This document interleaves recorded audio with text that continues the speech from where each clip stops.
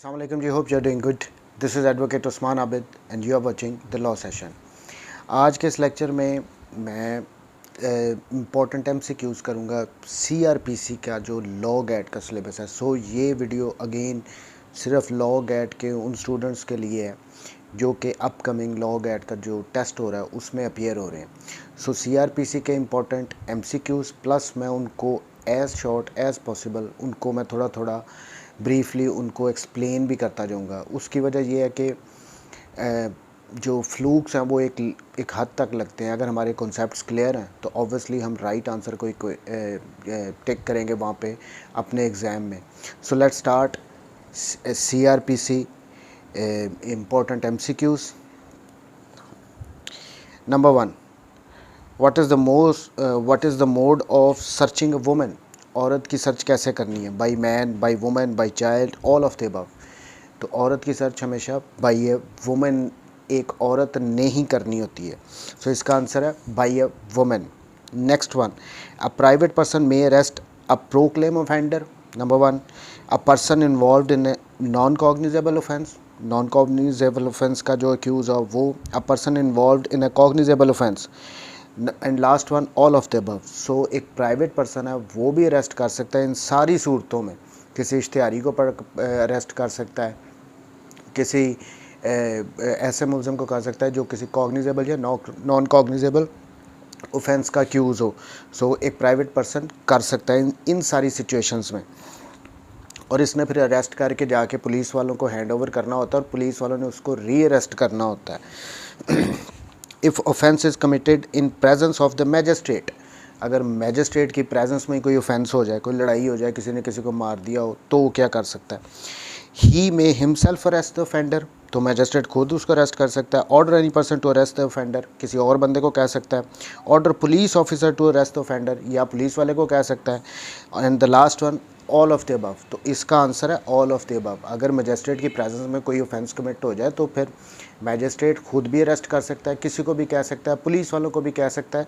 ये उसकी ऑप्शन होती है कि वो क्या करता है, बट ये सारी ऑप्शंस उसके लिए अवेलेबल होती हैं मैजिस्ट्रेट के लिए. Next one, every summons shall be in the form of number 1 writing, number 2 signed and sealed, duplicate, and D all of the above. तो जो एक समन होता है ना वो हमेशा इन राइटिंग होता है. उस पर कोर्ट की स्टैंप होती है, प्रिजाइडिंग ऑफिसर के सिग्नेचर होते हैं, डुप्लीकेट दिया जाता है. तो ऑल ऑफ द अबव. सो इसका आंसर है all of the above. Next question, what is the form of warrant of arrest. Warrant of arrest कैसा होता है? Number 1, in writing, signed by the presiding officer, seal of the court, all of the above. तो ये भी all of the above है. जो warrant होता है वो हमेशा साइन किया जाता है प्रिजाइडिंग ऑफिसर की तरफ से. वो रिटन फॉर्म में होता है. उस पर कोर्ट की स्टैंप भी लगती है कि किस कोर्ट ने ये वारंट इशू किया. So all of the above. ये सारे इसके अरेस्ट वारंट के फॉर्म होते हैं. What is the name of criminal code. ये जो हमारा कोड है इसका असल नाम क्या है? इसका नाम है the code of criminal procedure 1898. ये इसका कंप्लीट नाम है. और ये कब इन्फोर्स हुआ था? 22 मार्च 1898 को ये इन्फोर्स हुआ था. Next question, complaint means the allegations made orally और इन राइटिंग टू है. अब ये कंप्लेंट से रिलेटेड क्वेश्चन कर रहा है वो. कंप्लेंट अंडर सेक्शन 200, इसको इस्तगासा भी कहते हैं, प्राइवेट इस्तगासा. ये कंप्लेंट कैसे, अगर किसी ये किसको की जाती है, ये क्वेश्चन है. Police officer, number 2 magistrate, number 3 revenue officer, number D all of the above. तो ये कंप्लेंट अंडर सेक्शन 200 जो की जाती है ओरली और इन रिटन फॉर्म, हमेशा सेक्शन 200 मैजिस्ट्रेट को की जाती है.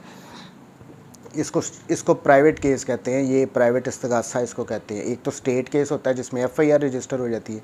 ये सेक्शन 200 प्राइवेट कंप्लेंट से रिलेटेड है. अब ये याद रखना है, इस्तगासा प्राइवेट कंप्लेंट सेक्शन 200 हमेशा मैजिस्ट्रेट को करनी है. What is the mode of amendment in charge. अब ये जो चार्ज होता है ये इसमें अमेंडमेंट का मोड क्या है, किस तरह से की जा सकती है? देखें, जो चार्ज होता है ये क्या होता है, पहली बात तो ये कि जब पुलिस ने कोई ऑफेंस होता है, रिपोर्ट होता है, उसके बाद इन्वेस्टिगेशन होती है। इन्वेस्टिगेशन में जो भी मटेरियल इकट्ठा होता है वो चालान की फॉर्म में कोर्ट के सामने रखा जाता है। फिर वहाँ पे कोर्ट जो एक्यूज़ होती है उससे पूछती है अभी आप पे ये इल्ज़ाम है, आप इसके बारे में क्या कहते हो। तो या अगर तो वो कहेगा कि जी मैं इन सारे इल्ज़ामात को मानता हूँ, गिल्टी प्लीड कर लेता है तो उसको सज़ा हो जाएगी। अगर वो नहीं कहता है कि नहीं जी मैं इल्ज़ामात को नहीं मानता, ये झूठे हैं, तो उसके फिर उसका ट्रायल आगे शुरू हो जाता है, जिसमें गवाहियाँ वगैरह ला के प्रोसिक्यूशन को कहा जाता है कि आप अपना केस प्रूव करो। तो ये होता है चार्ज, कि उसको इल्ज़ाम बताया जाता है एक्यूज़ को। इन्वेस्टिगेशन और एफआईआर में ये आप पे इल्ज़ाम है, आप इसके बारे में क्या कहते हैं। तो ये चार्ज किस तरह इसमें अमेंडमेंट कैसे की जा सकती है। नंबर 1 सुओ मोटो, यानी कोर्ट खुद ही कर सकती है। B on application by the prosecution, या प्रोसिक्यूशन अगर एप्लीकेशन देती है। C both A and B, D none of the above. तो इसमें अमेंडमेंट जो है वो प्रोसिक्यूशन भी करवा सकती है और कोर्ट खुद भी कर सकती है। फॉर इंस्टेंस अगर एविडेंस की स्टेज पे कोई ऐसी एविडेंस आ गई है जिससे जो चार्ज लगाया गया था, जिस सेक्शन के तहत उसका ट्रायल किया जा रहा था, जिस ऑफेंस के तहत, वो लगता है उसके अलावा कुछ और भी अंदर एडिशन होनी चाहिए, कुछ और ऑफेंसेस भी आने चाहिए, तो कोर्ट खुद भी कर सकती है या प्रोसिक्यूशन एप्लीकेशन भी दे सकती है। तो ये दोनों इसमें हो सकते हैं। नेक्स्ट क्वेश्चन, इन स्केड्यूल 2 कॉलम 5 डील्स। अब ये स्केड्यूल 2 हमेशा मैं इसके बारे में कहता होता हूँ, ये सीआरपीसी के एंड पे है। इस पे बताया होता है कि कौन से ऑफेंसेस जो पीपीसी में बताए गए हैं वो ट्राइबल बाय मैजिस्ट्रेट हैं, सेशन कोर्ट से हैं, कॉग्निजेबल हैं, नॉन कॉग्निजेबल हैं, बेलेबल हैं, नॉन बेलेबल हैं, कंपाउंडेबल हैं, नॉन कंपाउंडेबल हैं। अब इसमें वो पूछ रहा है कि जो कॉलम 5 है वो क्या बताता है इस स्केड्यूल 2 का।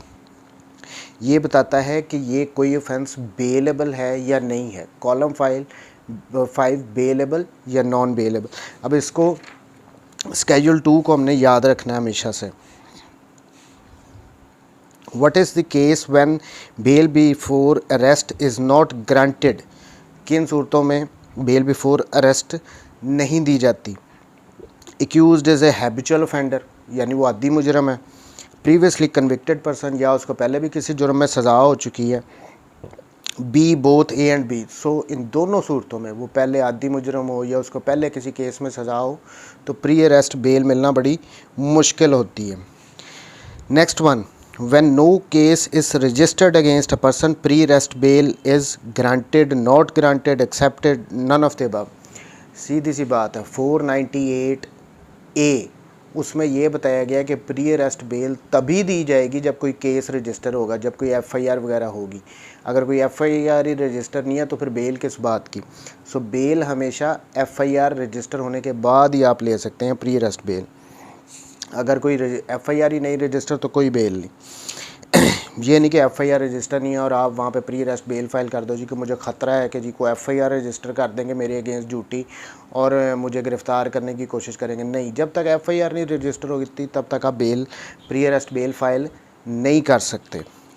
Next one, what is the status of a valid confession. Valid confession जो सही कन्फेशन होता है उसकी स्टेटस क्या है। नथिंग इन द लॉ, कुछ भी नहीं। Conviction on can be based, conviction can not be based, none of the above. So obviously जो कन्फेशन वैलिड होगा, जो वॉलंटेरली वो एक्यूज़ कर रहा है, अपनी मर्ज़ी से कर रहा है, उस पर कोई दबाव नहीं है, कोई इंड्यूसमेंट नहीं है, कोई उसको लालच नहीं दी गया, वो वॉलंटेरली कर रहा है, वो एक वैलिड कन्फेक्शन है, उसकी बेस पे मुल्ज़म को सज़ा दी जा सकती है। So answer is conviction can be based, conviction हो सकती है। Next one, bail is a number 1, bail क्या है। अब स्टैच्यूटरी कंसेशन, कानूनी एक रियायत है। Inherent right, natural right, all of the above. So ये एक स्टैच्यूटरी कंसेशन है, एक कानून आपको दिया गया। अब ये स्टैच्यूटरी का मतलब होता है जो कानून ने आपको प्रोवाइड किया गया वो। तो ये बेल ऑब्वियसली कानून आपको प्रोवाइड कर रहा है, सेक्शन 496 टू 498। सो ये स्टैच्यूटरी राइट है, कानूनी हक है। इन बेलेबल ऑफेंसेस एक्यूज्ड अब जो बेलेबल ऑफेंसेस हैं, अगर वो कॉलम वो देखें 5 स्केड्यूल 2 का, तो उसमें कुछ ऑफेंसेस के आगे लिखा हुआ है वो बेलेबल है, कुछ के अगेंस्ट लिखा हुआ है कि वो नॉन बेलेबल है। अब ये जो बेलेबल ऑफेंस होता है ना, इसमें हमेशा accused has a right claim करता है कि जी मेरा हक है, ये बेलेबल ऑफेंसेस है, ये कानून में लिखा गया कि मुझे ज़मानत देनी है, so has a right to bail, तो ये उसका राइट है। नेक्स्ट क्वेश्चन जी, what is the limitation against section 561A। अब ये 561A को हम समझ लें थोड़ा सा, तो ये जैसे CPC में सेक्शन 151 बता रहा है inherent powers of a court, civil court में वो सिविल केसेस में होती है, इसी तरह क्रिमिनल केसेस में 561A जो है ये इनहेरेंट पावर्स ही हैं कोर्ट की। अब ये इसके बारे में इसकी ऑप्शंस देता है कि इस पे लिमिटेशंस क्या हैं, इस पे क्या कदगन है। It can not override express provision of law, number 1, not exercise to make a new law, C both A and B। अब इसका आंसर है C both A and B। देखें ये जो सी इनहेरेंट पावर्स हैं, ये 561A के अंदर जो क्रिमिनल कोर्ट के पास होती है। अब ये पावर्स वो ये नहीं हो सकता कि कहीं पे कोई एक्सप्रेस प्रोविज़न प्रोवाइडेड है कानून में और उसको ओवरराइड करके वो कहें जी हम ये नहीं मानते, हम इस तरह का फ़ैसला देते हैं। अगर कहीं पे कोई बात लिखी हुई है कानून में तो वहाँ पे वही अप्लाई होगी। कोर्ट ने ये नहीं करना कि 561A की पावर को यूज़ करते हुए अपना ही फ़ैसला उस कानून को एक साइड पे कर देना है जो लिखा हुआ है और अपना ही फ़ैसला वहाँ पे कोई ज़रूरत के मुताबिक दे देना। नहीं, जहाँ पे एक्सप्रेस प्रोविज़न है कोर्ट ने उसको ही फॉलो करना है। और सेकेंडली कोई नया कानून नहीं कोर्ट ने बनवा देना 561A के तहत। कानून तो हमेशा पार्लियामेंट ने बनाने होते हैं, कोर्ट्स ने कानून नहीं बनाने होते। तो ये इसमें आंसर आ जाएगा, ये लिमिटेशंस हैं दोनों 561A में क्रिमिनल कोड पे। Next question, confession to be accepted as a whole, rejected as a whole, B both A and B। अब या ये जो कन्फेशन है इस क्वेश्चन में ये है कि कोर्ट ने उस पर किस किस्म का रिलाई करना है। या तो कोर्ट उसको एज ए होल मान लेगी कि ये वॉलंटेरियली दे रहा है, ये सच्चा है, बिल्कुल सही है कन्फेशन, वैलिड कन्फेशन है, या तो इस तरह मान के चलेगी और उसको सज़ा दे देगी, या कोर्ट उसको एज ए होल रिजेक्ट कर देगी कि ये इस पर कोई दबाव है, इसको कोई लालच है, हम इस कन्फेशन को नहीं मानते। सो कन्फेशन को हमेशा एज ए होल कोर्ट ने एक्सेप्ट करना है या एज ए होल रिजेक्ट करना है। ये नहीं हो सकता कि कोर्ट उसकी थोड़ी सी बात मान ले अंदर से जो उसने कन्फेशन किया और थोड़ी सी को ना माने। एज ए होल ही चलना है काम, या मानेगी या नहीं मानेगी। Confession shall be recorded in points, number 1 points बना, पॉइंट्स में करेगी, full, in parts, all of the above. तो फुल में ही होता है, पूरा उसकी बात को कन्फेशन माना जाता है, जो कुछ भी कहना है। पॉइंट्स में नहीं होता कन्फेशन, कन्फेशन फुल ही दिया जाता है। Next question, section 354 of the CRPC lays down, section 354 अब क्या है ये, procedure to record evidence in trial, क्या एविडेंस रिकॉर्ड करने का procedure, procedure of recording evidence in other cases, manner of recording evidence. ये सेक्शन 354 ये याद रख लें, ये हमेशा रिकॉर्डिंग ऑफ एविडेंस के बारे में बता रहा है कि वो कैसे होनी है क्रिमिनल केसेस में, किसी पर्टिकुलर केसेस में नहीं बता रहा कि इनमें इस तरह करना है, इनमें इस तरह करना है। सो ये सेक्शन 54 मैनर हमें बताता है कि एविडेंस को क्रिमिनल को केसेस में कैसे रिकॉर्ड करना है। Next question, according to section 371 of the CRPC the copy of the judgement shall be given to the accused.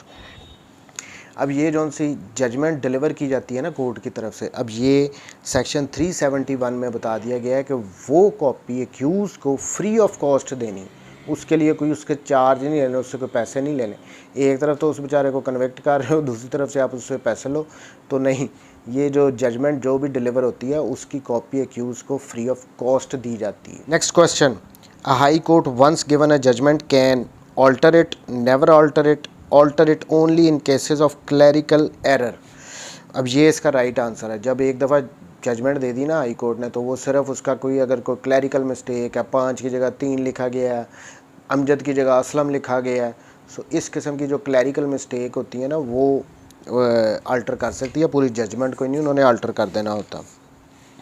In cases of sentence of death on a pregnant women the high court shall, अगर कोई women है जो कि pregnant है, उसको death sentence award हो गई है, तो हमेशा उसकी सेंटेंस को जो है वो पोस्टपोन कर दिया जाता है कि जब तक वो बच्चे की पैदाइश ना हो जाए, उसके बाद एग्जीक्यूट किया जाता है।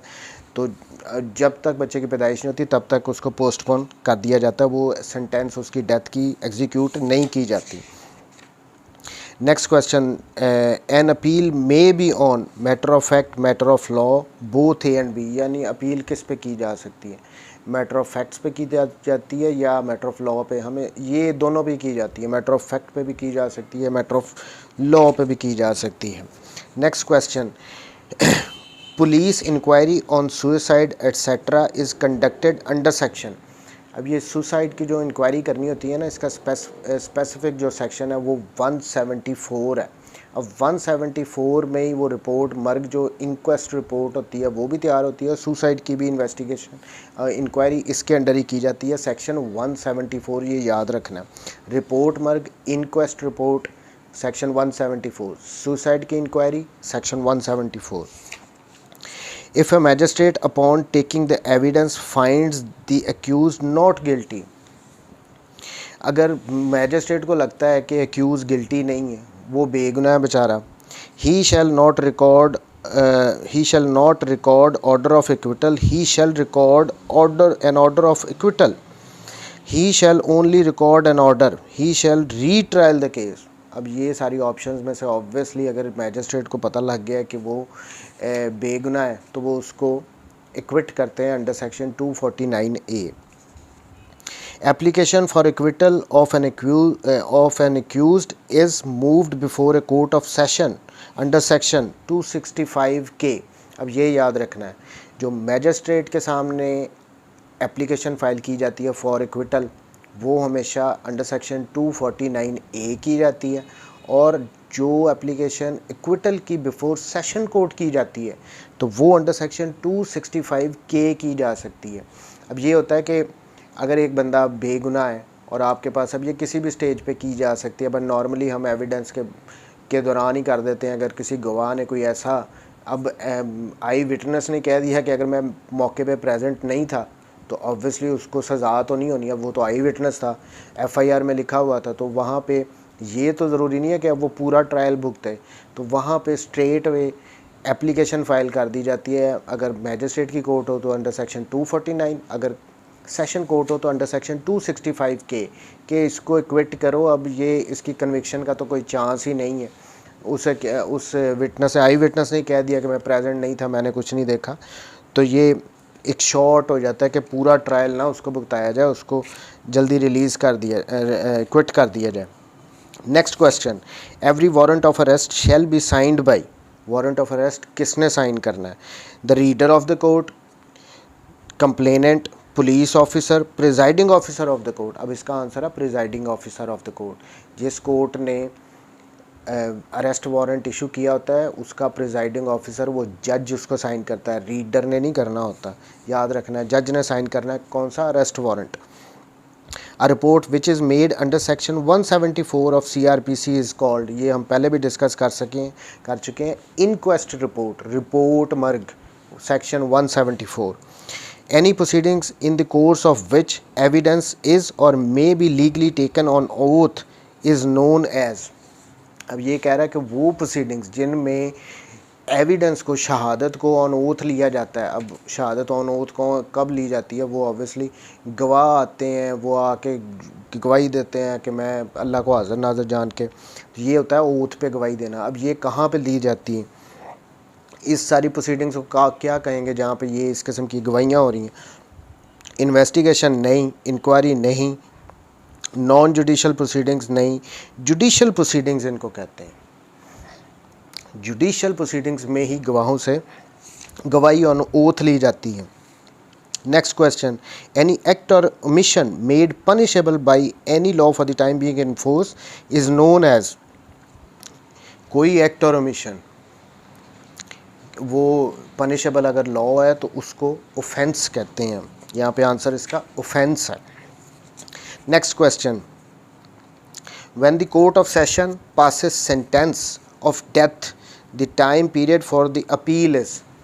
अब जो डेथ सेंटेंस किसी एक्यूज़ को कोर्ट दे देती है ना, सेशन कोर्ट ने या एडिशनल सेशन कोर्ट, दोनों के पास पावर होती है, वो डेथ सेंटेंस दे सकते हैं। तो वहाँ पे हमेशा 7 दिन की उसके पास टाइम लिमिटेशन होता है कि जिसके दौरान उसने हाई कोर्ट में आगे अपील फाइल करनी होती है। सो डेथ के केस में अगर डेथ सेंटेंस हुई है अवार्ड तो 7 दिन के अंदर अंदर। What is the object of section 382B CRPC? To compensate the accused, to compensate the complainant, to compensate the witness, none of the above। अब ये पहले तो ये देखते हैं सेक्शन 382B है क्या।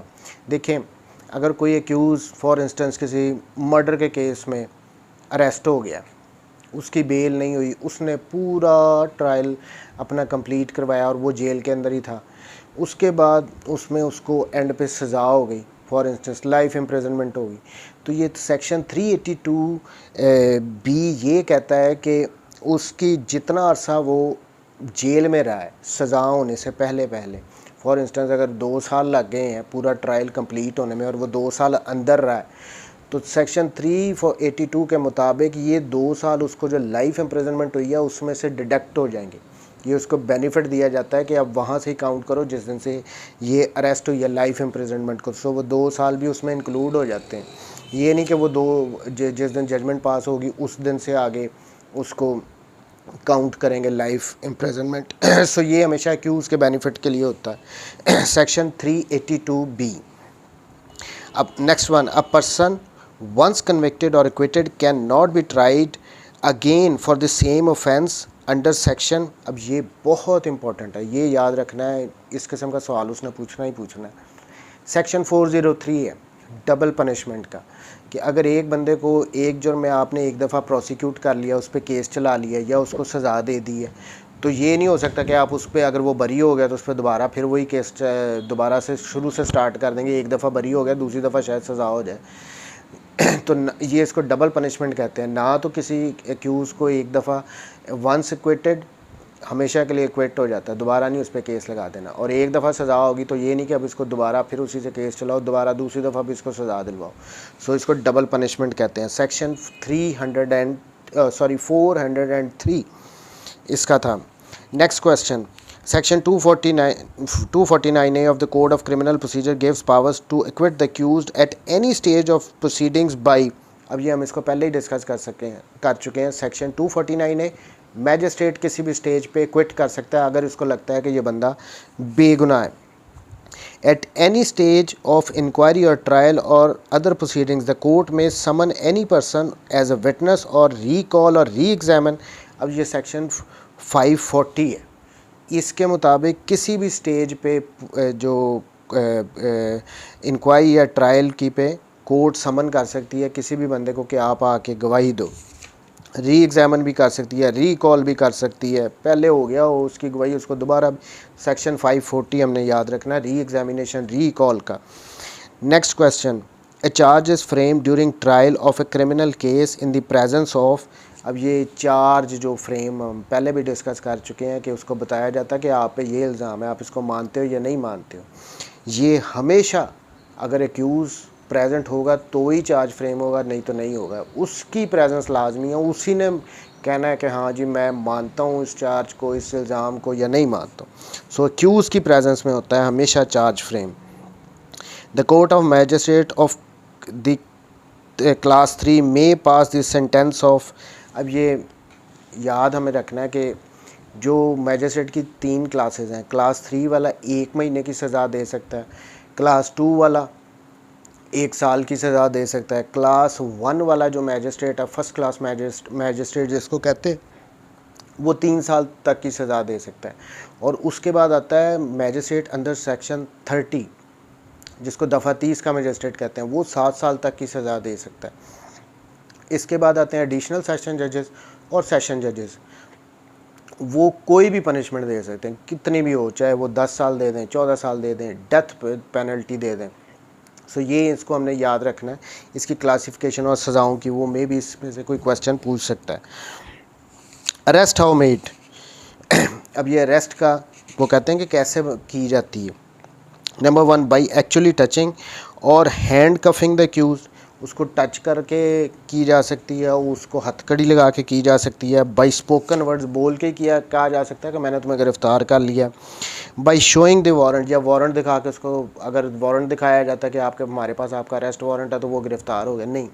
इसका आंसर है by touching, by actually touching. आप उसको टच करते हो, उसकी बॉडी को कन्फाइन करते हो तो वो अरेस्ट है। हैंड कफ लगाने का वो नहीं, जब आप उसको टच करते हो वो वहीं से अरेस्ट हो जाता है। A person reasonably suspected being a deserter from the armed forces of Pakistan may be arrested without warrant by a police officer। अब ये डेजर्टर का मतलब है वो जो भगौड़े होते हैं, आर्मी से भाग नहीं आते, उनको पुलिस ऑफिसर जो है वो विदाउट वारंट भी अरेस्ट कर सकता है। यहाँ पे आंसर है police officer. Search of place shall be made in the presence of, अब ये किसी भी जगह की जो सर्च करते हैं ना पुलिस वाले, उसमें कितने क्या होना चाहिए। ऑक्यूपेंट ऑफ द प्लेस, जो मालिक है उसकी मौजूदगी में करनी है। अब पुलिस ऑफिसर की मौजूदगी में करनी है। 2 विटनेसेस ऑफ द लोकेलिटी, इलाके के 2 गवाह होंगे वो उनकी प्रेजेंस में करनी है। नन ऑफ दीज, अब ये सेक्शन 103 से रिलेटेड है कि जो भी सर्च करनी है ना पुलिस ने किसी भी प्लेस की, तो उन्होंने उस इलाके के जो 2 मोतबर बंदे होंगे, जो 2 गवाह बन जाएंगे, उनकी प्रेजेंस में करनी है। सेक्शन 103। नेक्स्ट क्वेश्चन,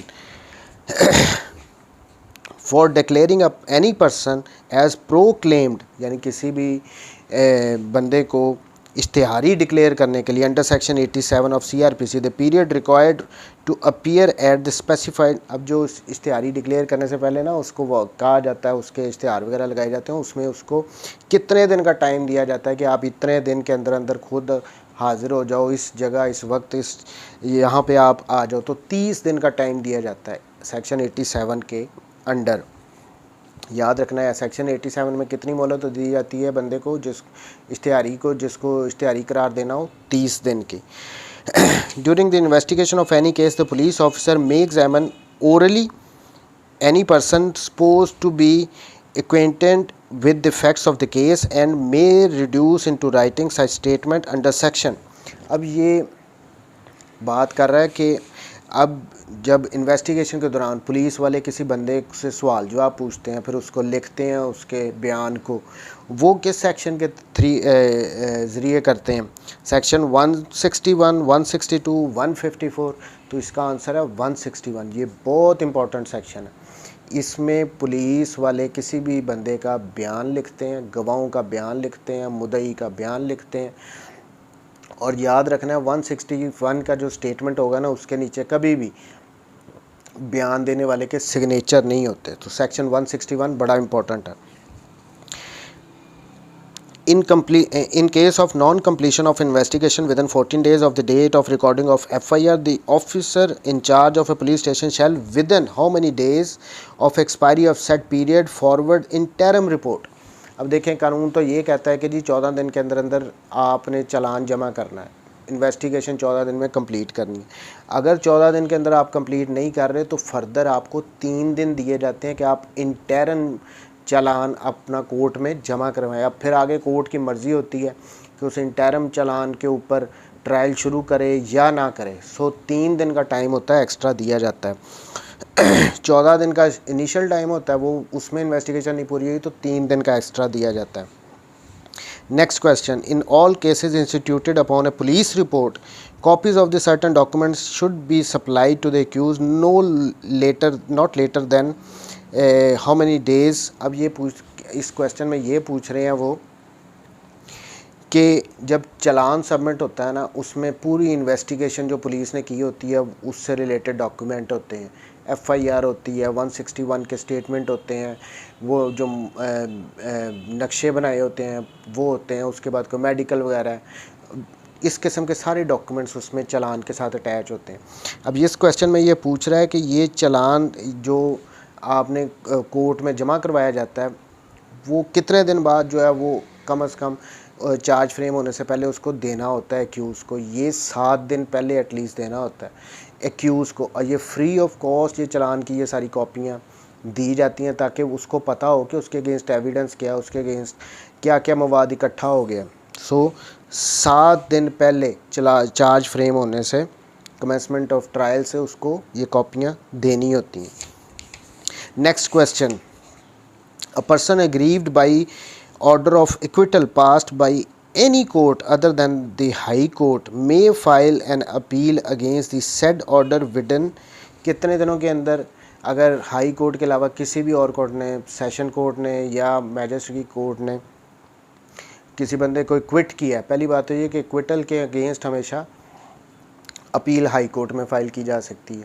और दूसरी बात ये कि विद इन 30 डेज़ आपने वो अपील अगेंस्ट एक्विटल फाइल करनी होती है।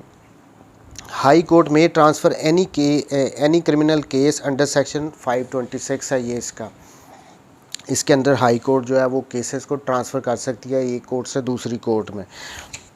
कंप्लेंट मींस, अब ये वही कंप्लेंट हम पहले डिस्कस कर चुके हैं, section 200, the allegation made orally और in writing to a magistrate, magistrate को करना है, ये वही क्वेश्चन था।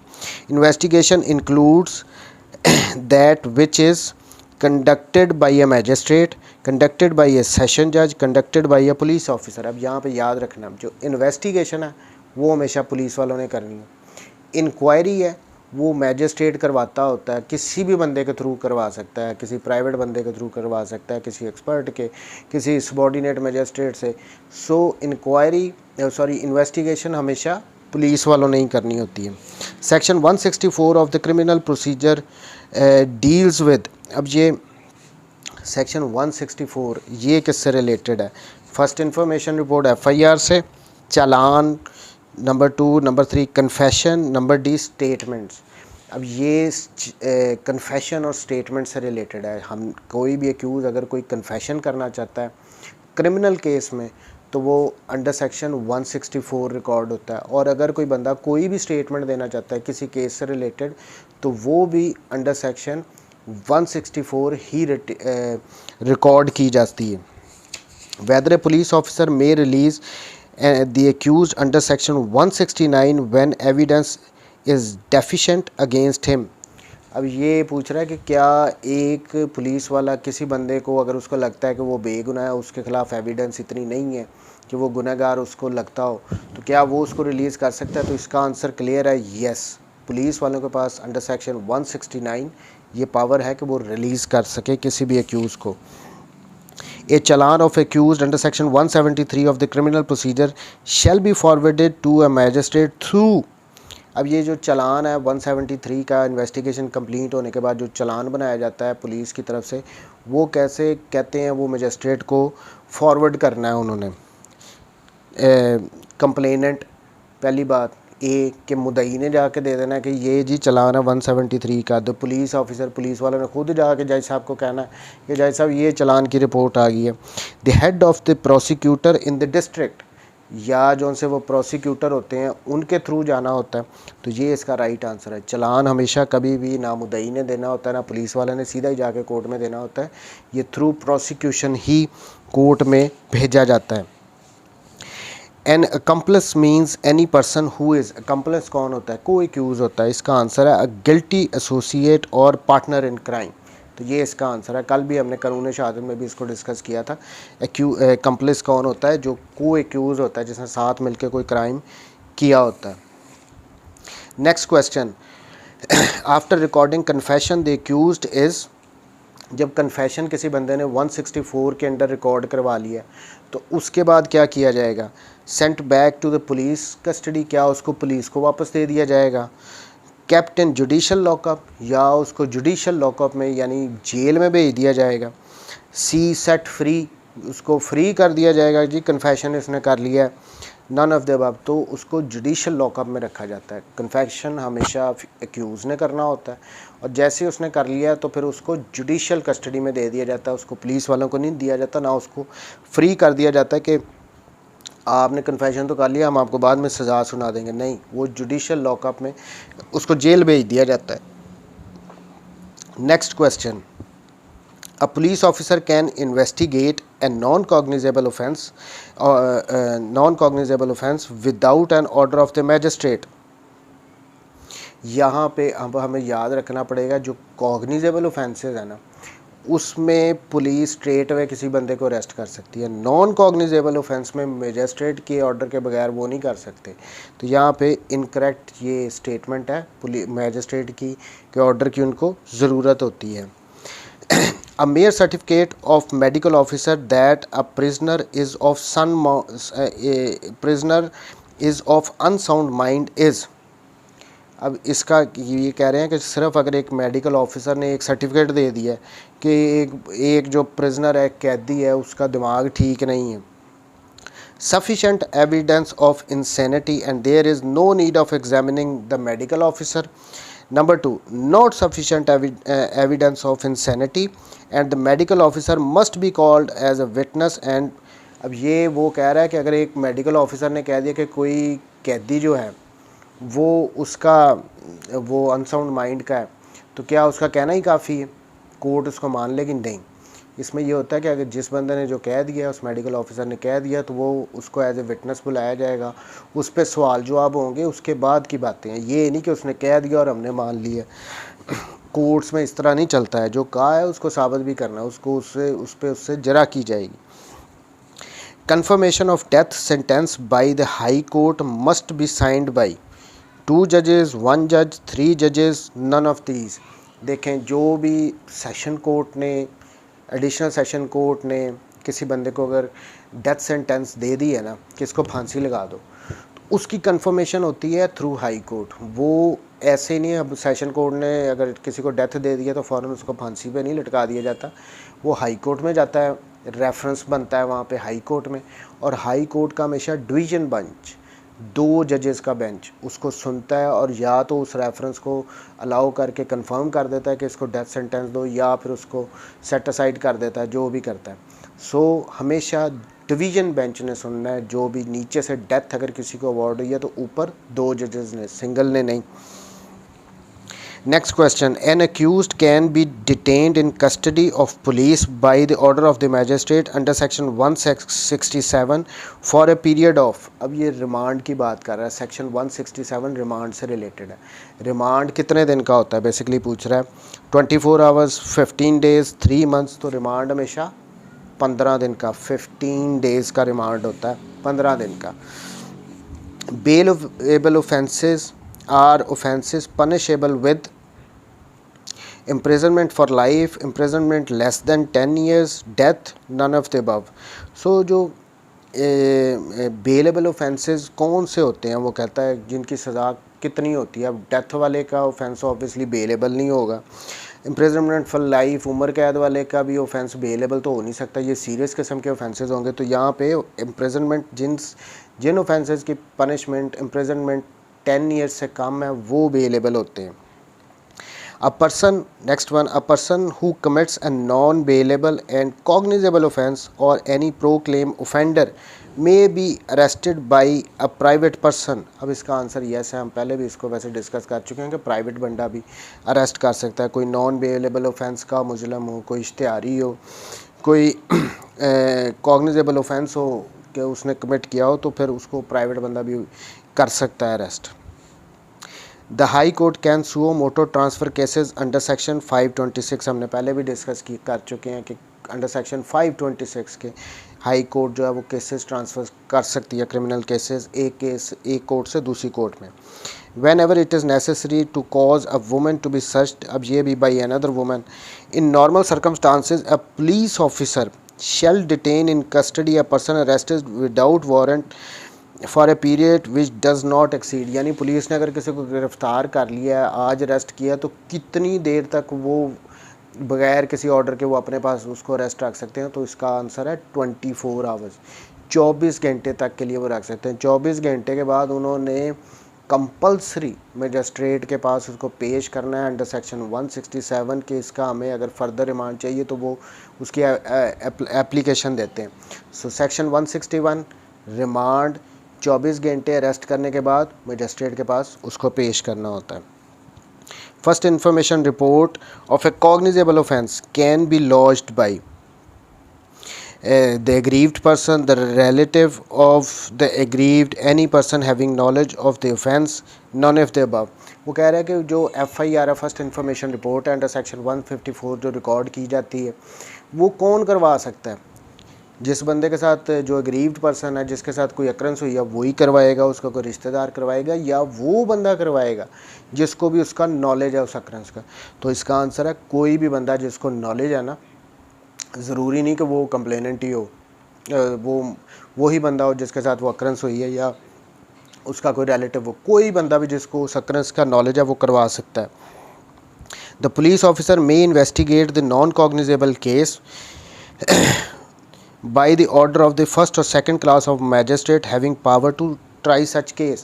अब ये बात आ गई कॉग्निजेबल ऑफेंस में, तो वो वैसे इन्वेस्टिगेशन सीधी शुरू कर देते हैं, बट नॉन कॉग्निजेबल ऑफेंस, अब नॉन कॉग्निजेबल और कॉग्निजेबल ऑफेंसेस इनका थोड़ा सा फ़र्क देख लेते हैं। कॉग्निजेबल ऑफेंसेस वही होंगे जिनमें सज़ाएँ हैवी हैं, जो बड़े किस्म के जुर्म हैं। फॉर इंस्टेंस मर्डर हो गया, रेप हो गया, अटैम्प्ट टू मर्डर हो गया, फिर डकैती वगैरह हो गई, ये सारे कॉग्निजेबल ऑफेंसेस हैं जिनमें सज़ाएँ ज़्यादा हैं। अब जिनमें सज़ाएँ 2-2 साल हैं, 3-3 साल हैं, तो वो ऑब्वियसली वो नॉन कॉग्निजेबल ऑफेंसेस होते हैं। और नॉन कॉग्निजेबल ऑफेंसेस में उन्हें ना उनको अरेस्ट करने के लिए या इन्वेस्टिगेशन करने के लिए मजिस्ट्रेट की ज़रूरत होती है, मजिस्ट्रेट फर्स्ट क्लास हो या सेकंड क्लास हो। Next question, the person examined under section 161 by the police officer shall be bound to answer all questions relating to the case, yes, no exception, though except those questions which would expose him to criminal charge or to a penalty और forfeiture। अब ये जो सा 161 का statement होता है ना, ये पुलिस रिकॉर्ड करती है ड्यूरिंग इन्वेस्टिगेशन कि जो भी उसके सामने गवाह होते हैं। तो अब ये वो कह रहा है कि गवाह ने क्या सारे सवालों के जवाब देने होते हैं जो उससे पूछ रहे हैं? यहाँ पे ये एक्सेप्शन ये है कि वो उन सवालों को जवाब अगर ना देना चाहे तो नहीं दे सकता जिनमें उसको ये होगा कि मैं खुद फंस जाऊँगा, मेरे पे खुद कोई क्रिमिनल लाइबिलिटी फिक्स हो जाएगी, मुझे कोई सज़ा मिल जाएगी। तो इन केसों में वो रिफ्यूज़ कर सकता है, वो चाहे तो ना उनका जवाब दे कि मैं ही ना कहीं फंस जाऊँ। Next question, the case diaries maintained by the police officer can be called for the accused और his agent, yes no yes. अब ये केस डायरीज़ क्या होती हैं? ये केस डायरीज़ होती हैं जो पुलिस ने अपनी मिसलें लिखनी होती हैं, वो जो भी करते हैं इन्वेस्टिगेशन के दौरान, वो डेट टाइम उस दिन के हिसाब से हर एक चीज़ को नोट करते हैं, इसको केस डायरी कहते हैं।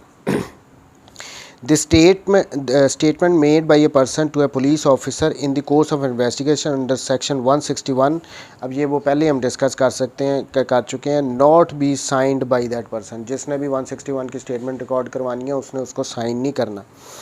A is accused of theft on one occasion and of causing grievous hurt on another occasion। अब इसका आंसर है एक बंदे ने लाहौर में चोरी कर लिया, कराची में जाके उसने कोई मर्डर कर दिया, तो क्या उस पर अलग-अलग ट्रायल चलेंगे कि या उस बंदे पे एक ही ट्रायल चलेगा? नहीं, सेपरेट चलेंगे। एक जगह पे वो एक और ऑफेंस कर रहा है, दूसरी जगह पे और कर रहा है, उनका कोई कनेक्शन नहीं है, सो सेपरेट ट्रायल होंगे। In every trial before court of sessions initiated upon a police report, the prosecution shall be conducted by aggrieved person, public prosecutor, lawyer of the aggrieved, none of these। ये court of session हो, यहाँ पे हमेशा public prosecutor ने ही prosecution को ले के चलना होता है, जो सरकारी वकील होते हैं। Next one, statement recorded under section 342 shall be administered on oath, yes no. अब ये सेक्शन 342 की क्या स्टेटमेंट है, पहले तो इसको देख लेते हैं। देखें, जब इन्वेस्टिगेशन हुई उसके बाद चार्ज फ्रेम होता है। अब चार्ज फ्रेम में उस एक्यूज़ को बताया जाता है कि जी आपके पास हम ये इल्ज़ाम है, ये कुछ आपके उस खिलाफ पुलिस ने सबूत इकट्ठे किए हैं, क्या आप इसको मानते हैं? तो यहाँ पे चार्ज फ्रेम होता है।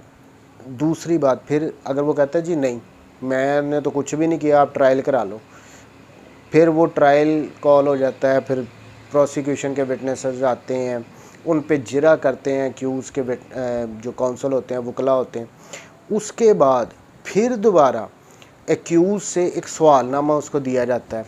उस सवालनामे में वो सारी बातें रखी जाती हैं जो कि एविडेंस में उसके ख़िलाफ़ आ चुकी हैं। जो कुछ प्राइवेट गवाहों ने आके कहा है, जो कुछ फॉर्मल विटनेसेस ने आके कहा है, जो कुछ रिपोर्ट्स हैं, वो हर एक बात उससे पूछी जाती है सवालनामे की फॉर्म में। ये इसको कहते हैं 342 की स्टेटमेंट।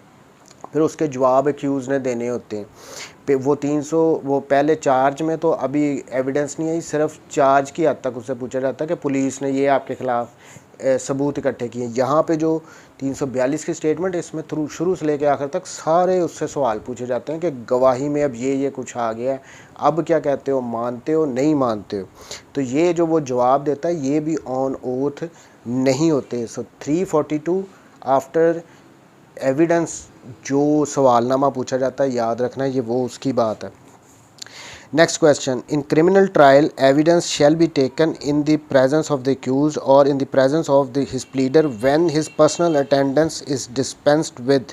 यस, उसके वकील के मौजूदगी में या एक्यूज़ की मौजूदगी में ही गवाहों से सवाल जवाब या जिरा वगैरह उसकी गवाहियाँ उनकी गवाहों की ली जाती हैं क्रिमिनल केसेस में। Next question, death sentence passed by the court of session needs confirmation by the high court. हम ऑलरेडी डिस्कस कर चुके हैं कि हाई कोर्ट के 2 जजेस ने उसको कंफर्म करना होता है। Next question, in criminal cases the accused appears on which side of the जज। जज की किस साइड पे होता है क्रिमिनल केसेस में? हमेशा जज की लेफ़्ट साइड पे होगा और आपकी राइट साइड पे। जज की लेफ़्ट साइड पे क्रिमिनल केसेस में एक्यूज़ खड़ा होता है। Public servant can be called as a witness. अब ये पब्लिक सर्वेंट जो होते हैं, सरकारी मुलाजम होते हैं, उनको एज ए विटनेस कैसे बुलाया जा सकता है? बाई पार्टीज देमसेल्फ, पार्टियाँ खुद ही उनको बुला लेती हैं कि जी आ जाओ गवाही दो। By any other appropriate mean, किसी और तरीके से बुलाते हैं, या फिर through process of the court. ये इसका आंसर है, through process of the court. किसी सरकारी मुलाजिम को आप एवं ही नहीं आपने कहना है जी कि आ जाओ जी मेरे लिए गवाही दे दो। एक कोर्ट का प्रोसेस होता है, उसके थ्रू ही उसको बुलाया जाता है। For the purpose of arrest it is sufficient if the arresting officer touches. अब ये टच वाला याद रखना है, टच कर लिया तो हो गया। Warrant of arrest are of kinds. अब ये कितनी काइंड्स के होते हैं वारंट ऑफ अरेस्ट? अब ये 2 किस्म के होते हैं, या बेलेबल होंगे या नॉन बेलेबल होंगे। Next question, section 103 of CRPC is not applicable for search under control of narcotic substance act 1997। Yes, इसमें ये अब एक क्वेश्चन है इरेलीवेंट सा है, बट फिर भी 103 में तो ये है कि जी जो भी आपने सर्चेज वगैरह करनी है उसमें जो वो वहाँ के मौके के गवाह होंगे प्रेजेंट उस इलाके के, उनको होना ज़रूरी है। बट मंशियात के जो एक्ट है ना, CNS से उसको कहते हैं 97 का, उसमें ये रिक्वायरमेंट नहीं है। Section dash deals with arrest without warrant. Section 54 जो अरेस्ट विदाउट वारंट करना होता है ना किसी भी बंदे को, वो सेक्शन 54 है। तो ये थे जी कुछ important questions MCQs of CRPC। I hope ये आपको हेल्प आउट करेंगे। देखें, जब भी आपने वहाँ पे क्वेश्चंस करने हैं ना, तो हर बात में फ्लूक नहीं लगाना, कुछ अप्लाई भी करना है कि कौन सा, अगर नहीं किसी का जवाब पता तो माइंड अप्लाई करना पड़ता है कि इनमें से कौन सा नियरेस्ट वन है। ये नहीं कि सीधा ही अल्लाह बचा ली और ये लगा दिया बी लगा दिया, थोड़ा सा माइंड भी वहाँ पे अप्लाई करना है कि अगर किसी का आंसर नहीं भी पता तो एज़ क्लोज एज़ पॉसिबल उस पे जाके हमने टिक करना है। आई होप ये आज का लेक्चर आपको हेल्प आउट करेगा लॉ गेट के टेस्ट में। थैंक यू वेरी मच जी, टेक केयर, अल्लाह हाफ़िज़।